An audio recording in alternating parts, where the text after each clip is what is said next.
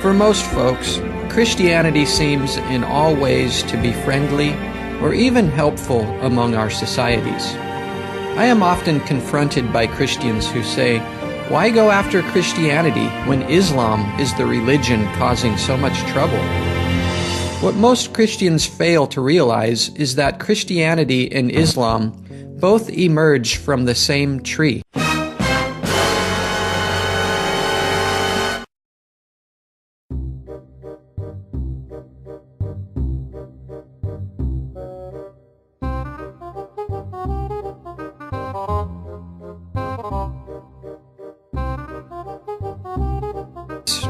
Together, they create a dynamic duo.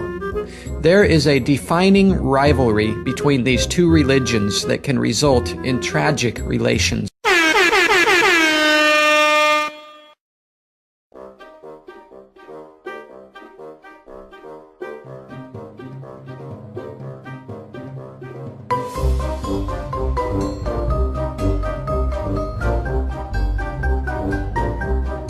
The fact that Christianity exists feeds an Islamic fire.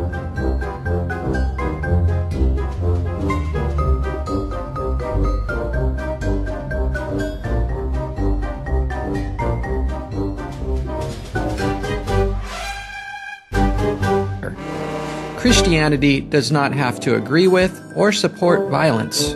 By its very existence, it lends support to all other Abrahamic faiths. If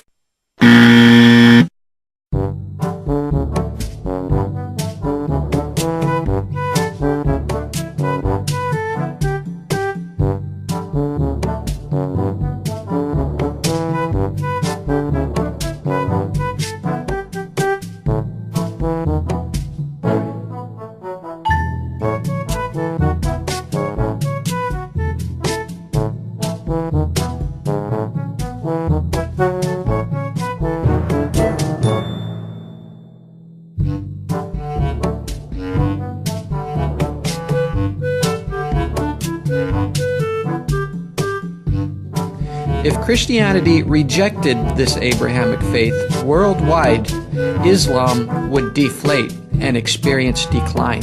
Say what?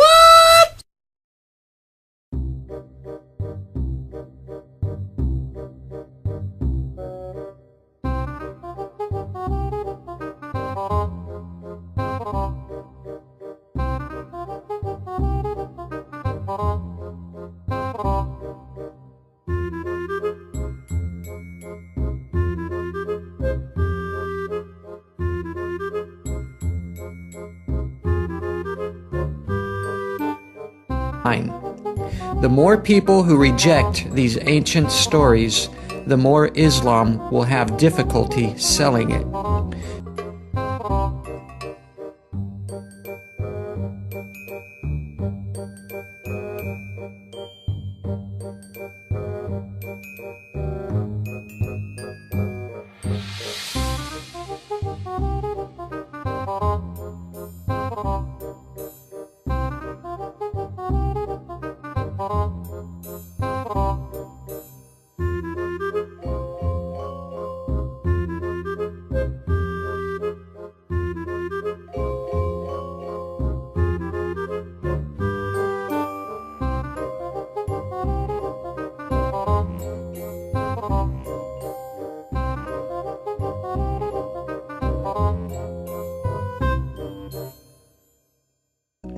Christianity and Islam believe they are rivals that begin with two sons, Isaac and Ishmael.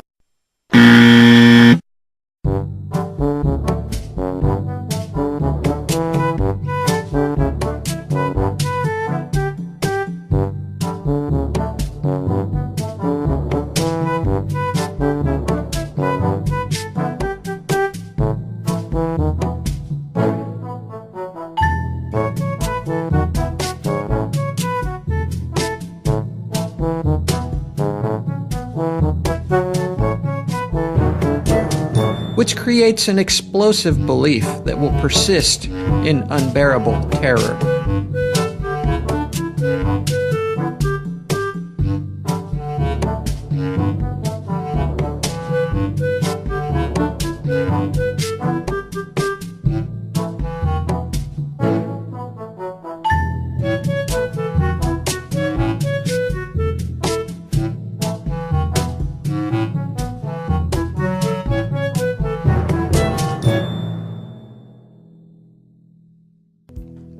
Whether Christians like it or not, Christianity perpetuates this Abrahamic God.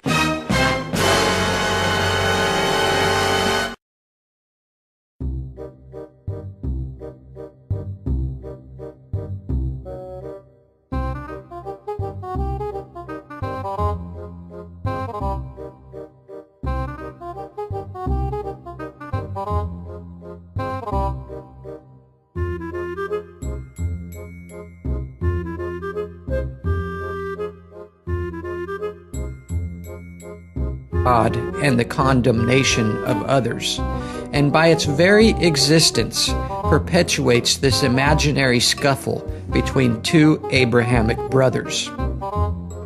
I do agree, for the most part, Christians individually seem harmless. However, they fail to see the larger picture. Christianity is part of the problem. I do not find it very helpful on an individual basis either.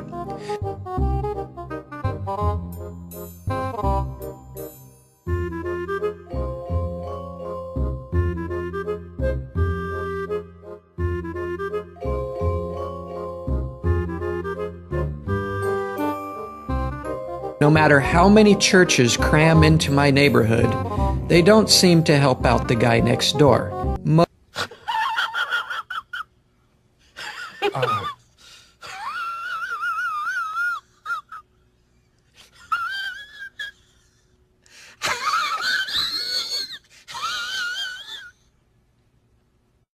Most, if not all, of the money they generate goes into their own infrastructures, and the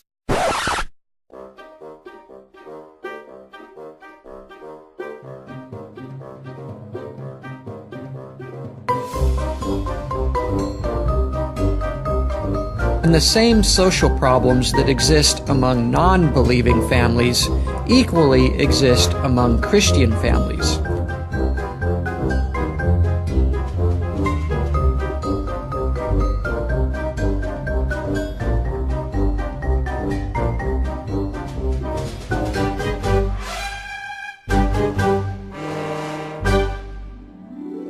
Furthermore, we commonly fail to see the dangers that are built into the Christian framework. If Christianity continues being kept in check by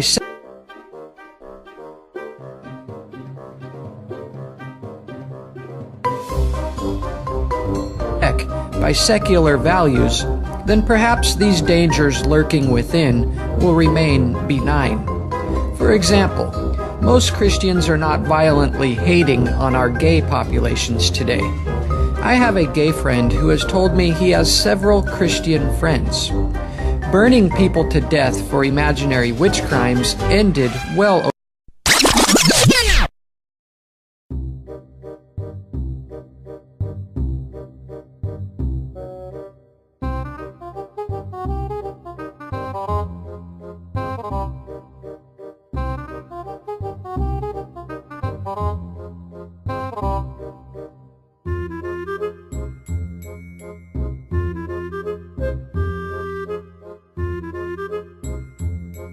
over a century ago, and preaching that it is a shame for a woman to speak in church or usurp authority over a man is carefully swept under the modern-day church rug.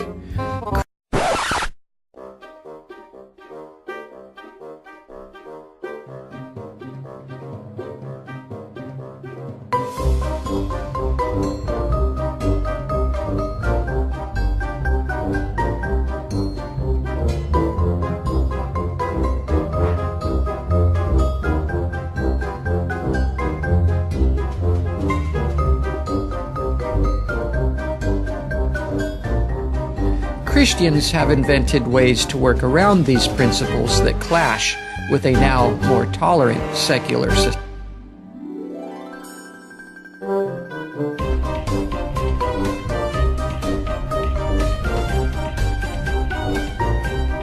Many Christians have even fully embraced secular values. We are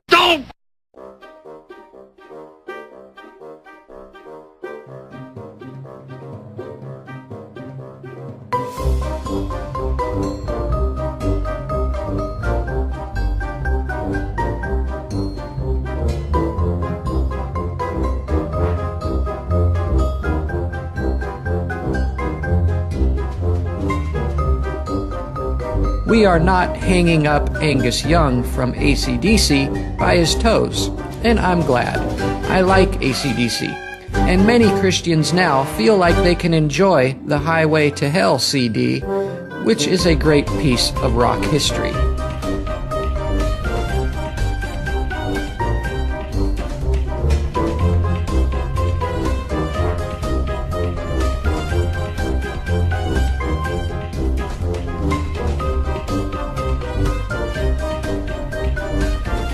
As I pointed out, part of this question, is Christianity harmful, really is not about whether or not Christianity is harmful on an individual level, but rather as a religion in whole.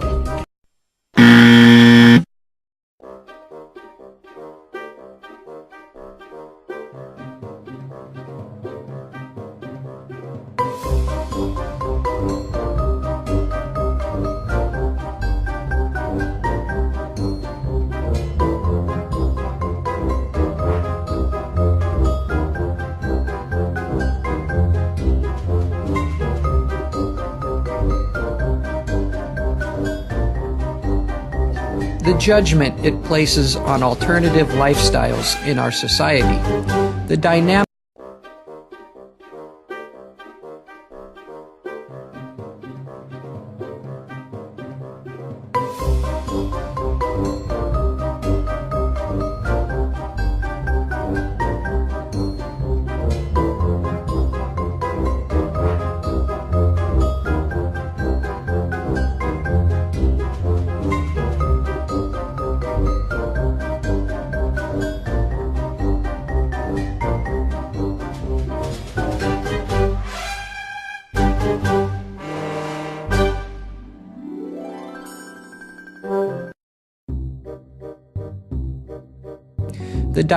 relations it creates with other nations, or the friction it causes with other non-condemning religious groups. You have to ask the bigger questions. Is Christianity harmful on a national stage, or can it become dangerous?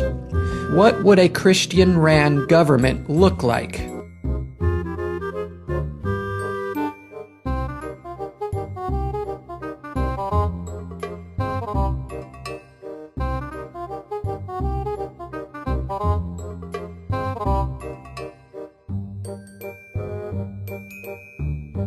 We can look throughout Christian history and get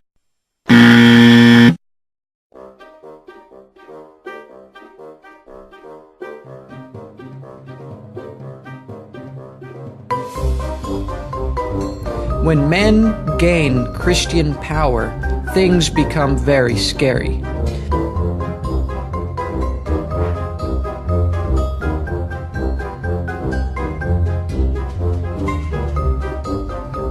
The United States fought hard to divorce this very scary world.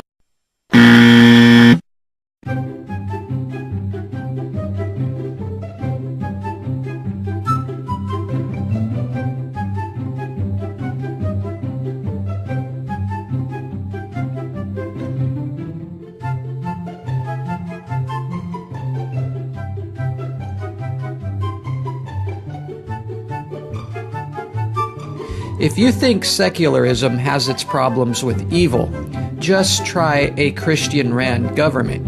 No thanks. We fought too hard to break that monster down.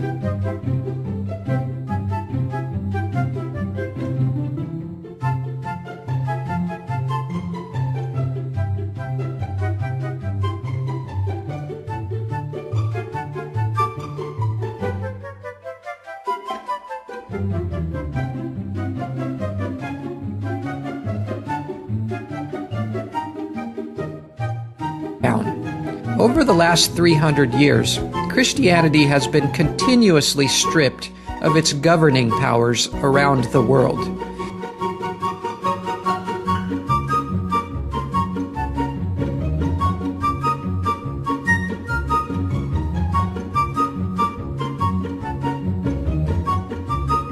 Now that we are seeing a meek and powerless religion, we often fail to associate it with being harmful.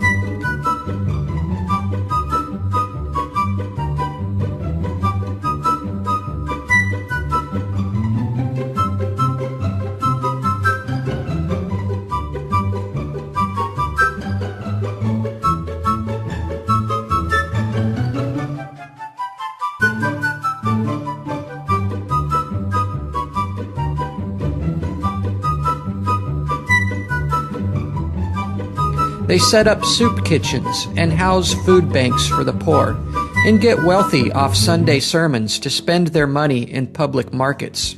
All is fine and dandy. However, we don't want to get too soft or lighten up either.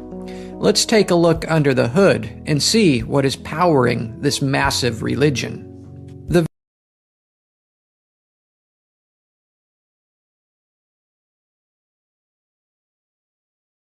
very first thing we will see is the us and them effect.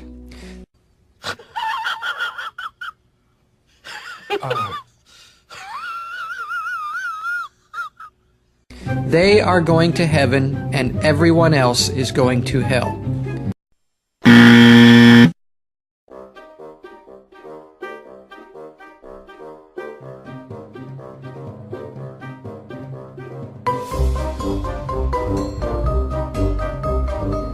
This inherently creates a wall between families, friendships, societies, and nation.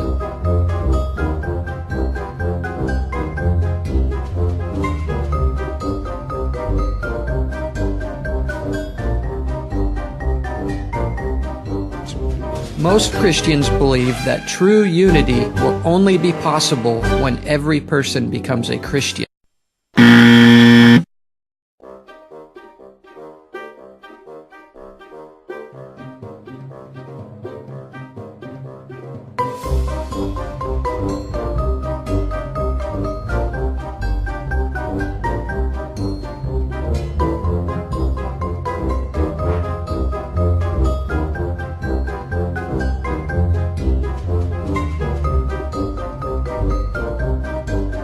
The us and them effect digs deep into the subconscious of every believer.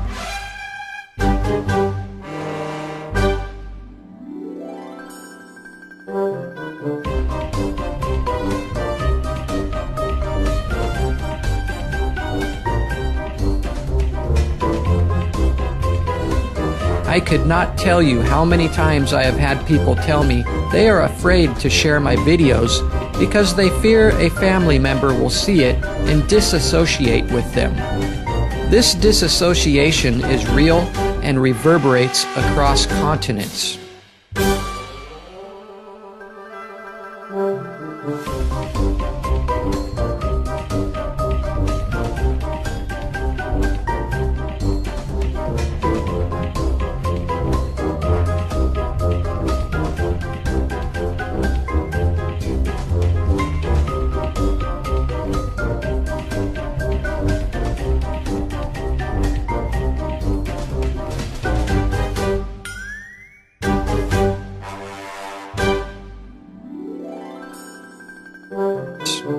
I myself have family members who have blacklisted me for speaking out against Christianity. Oh my God, who the hell cares?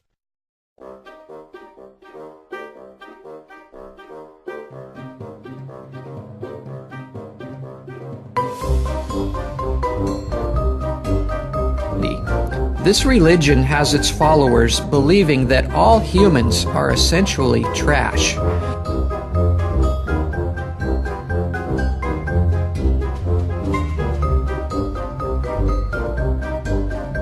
All enslaved and obedient to an ancient evil curse and deserve to be tortured and cast into hell.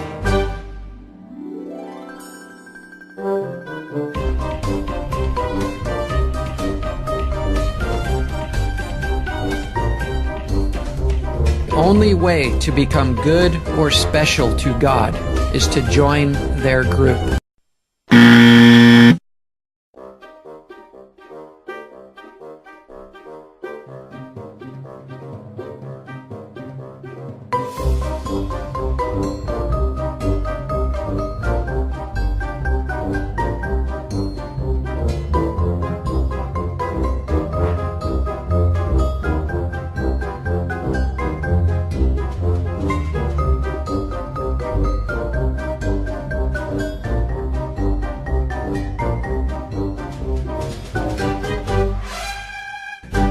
If you do not join, you will burn with all the others. Although many Christians have learned to tame this poisonous tongue, it is there, in the back of their minds, and boils just underneath the surface.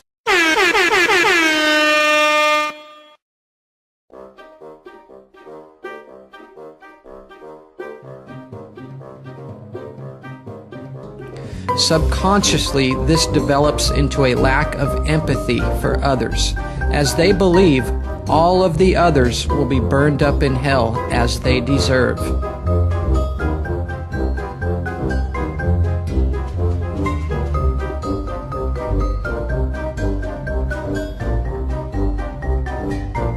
The more power Christians are able to flex, the more this condemnation will rear its ugly head.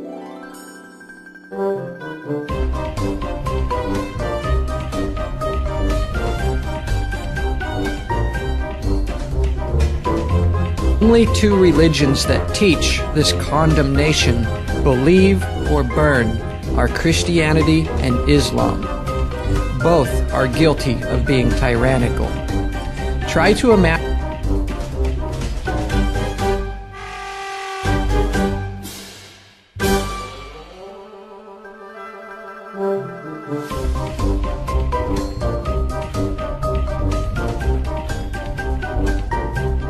imagine if Christianity did gain power in government.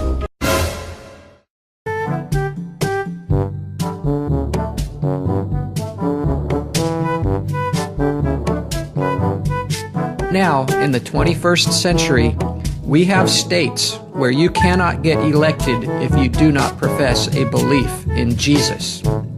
Continuing Say what?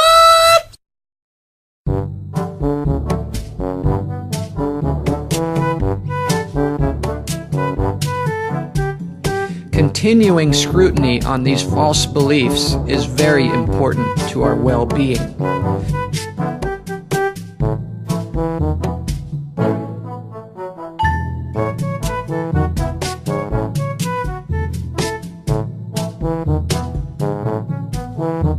This is where my fight becomes most important. What a joker. Angie Asimus, 7 News. If you want to believe in a condemning false reality, that's your own prerogative. But to take that belief and slowly implement it into the fabric of our governing bodies and societies will undoubtedly create a destructive problem. If you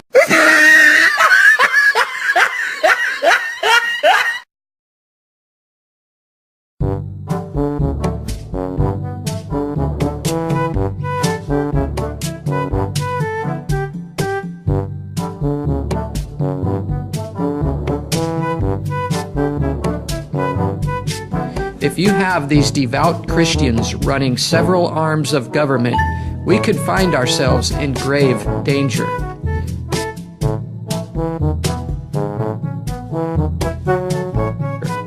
These people might see Halley's Comet and believe they are the chosen ones to usher in the return of Jesus and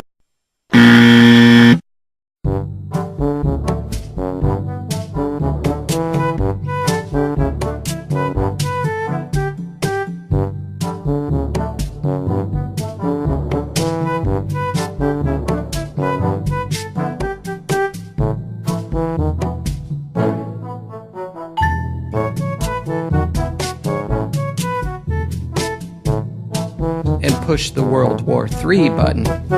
No, thank you. I would much rather have someone who is not deluded by this Abrahamic faith, sitting in the control room.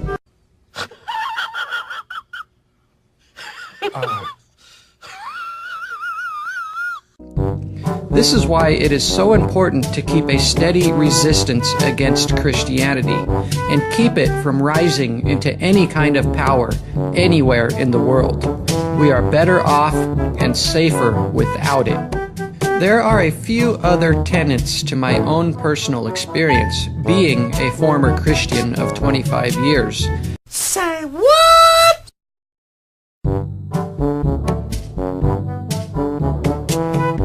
That are a cause for concern.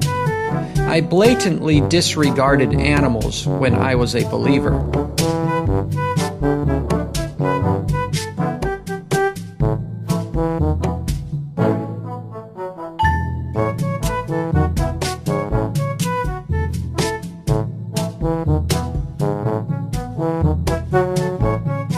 I believed they had no souls and did not require my mercy for any given reason.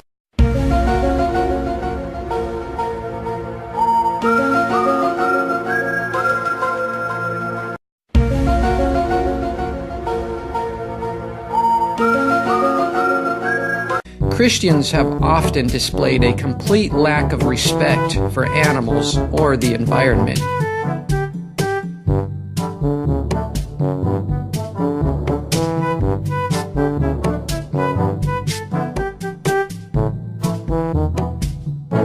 Overwhelmingly evident when the European settlers wiped out the entire population of buffalo in North America.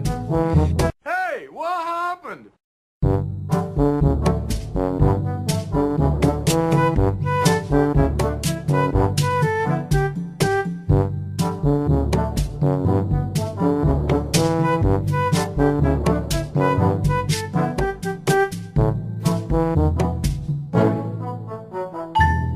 Are taught in the Bible that the earth is for our plundering, to subdue it and have dominion over all other life forms.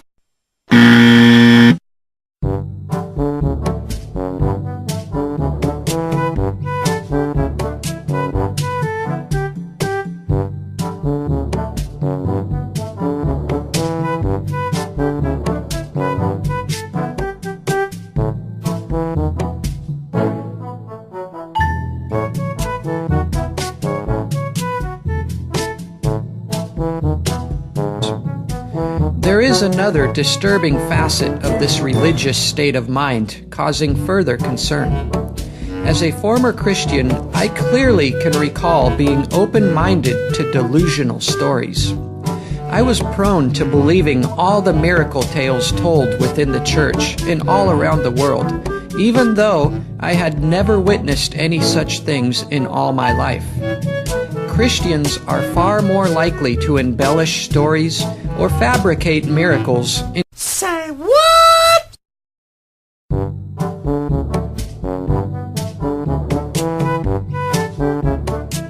order to convince others or even themselves of their faith. This religion is entirely built off of these magic and miracle stories.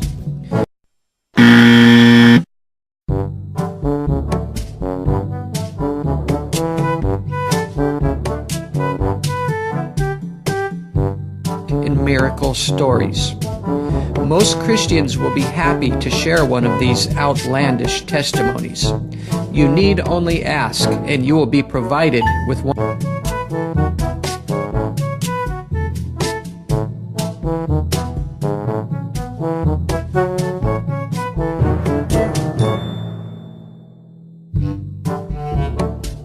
With one of these life-changing, magical events.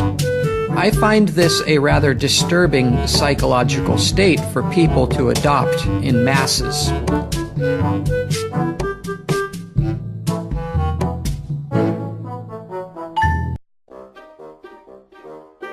Judgmental state of mind and delusion that this religion creates in its host can become a roadblock for an advancing society.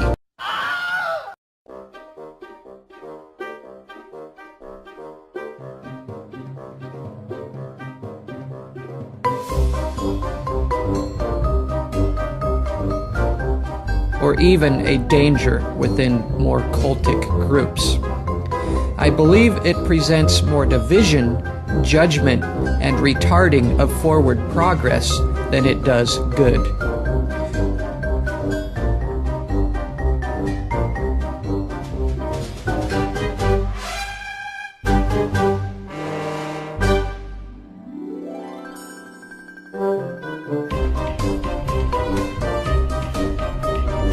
Christianity has had over 1,000 years to stop gay people, stop murder, stop divorce, adultery, end hunger, and everything else it opposes, and has never been successful.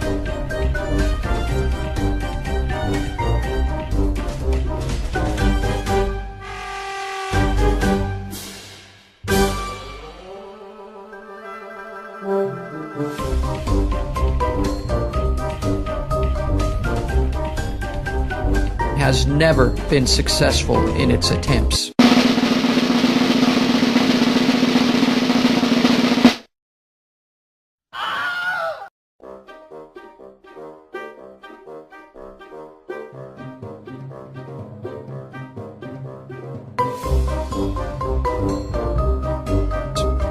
I am convinced that no matter how many churches you cram into a community, it does not make people any better.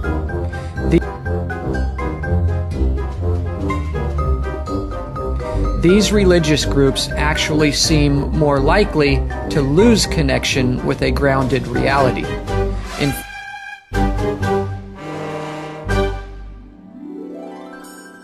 In fact, it appears as though Christianity creates populations that are worse than non-believing societies.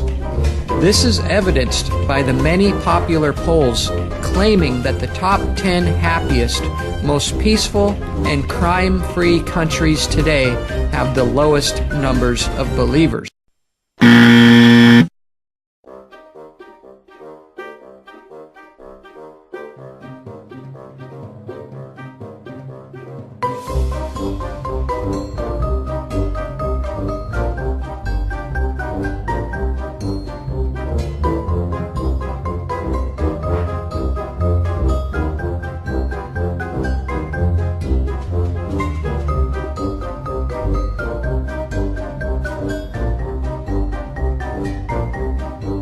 Essentially referred to as atheist countries.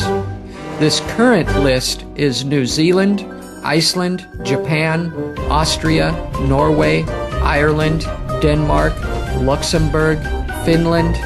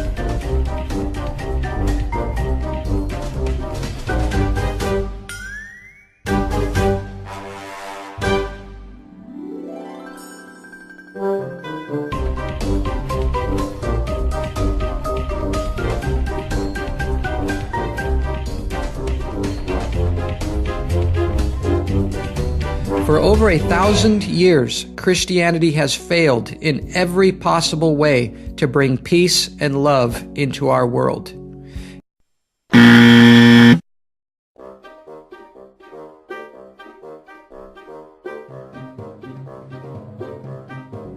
It's time to apply new methods for peace and love. The Abrahamic faiths, all of them, have failed.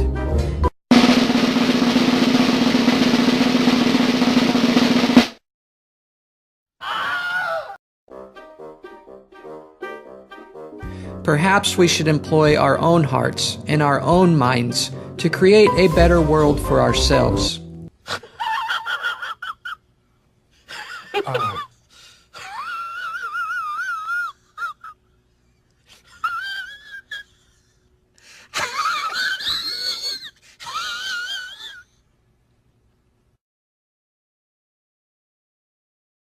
less in a God that floats up into the clouds 2,000 years ago, never to be seen again.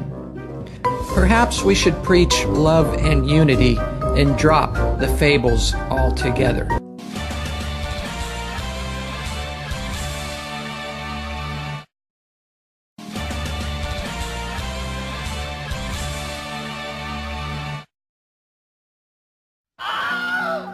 This is what Stairway to Reason is doing now, today.